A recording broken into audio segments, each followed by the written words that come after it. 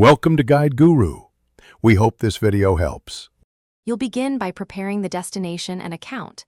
Connect an external USB drive or ensure your NAS is available, and sign into your Microsoft account if you want cloud sync.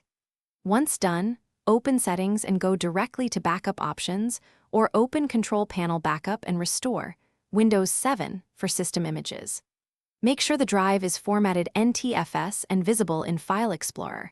That prevents permission issues. Now choose whether you want file history for files or a full system image.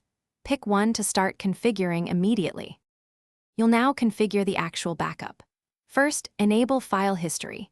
Select the drive, toggle it on, then add or remove folders to capture documents, pictures, desktop. Next, create a system image via backup and restore for a full OS snapshot. Select the same or another drive to avoid single-point failure. Also, exclude large media folders and set retention rules so old versions don't fill the drive.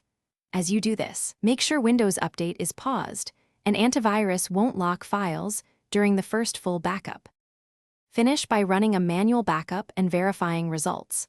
Open the backup destination and check that recent timestamps and file sizes match expectations, and confirm a system image is present if created. Then make a USB recovery drive so you can boot and restore if Windows won't start. If something goes wrong, start troubleshooting.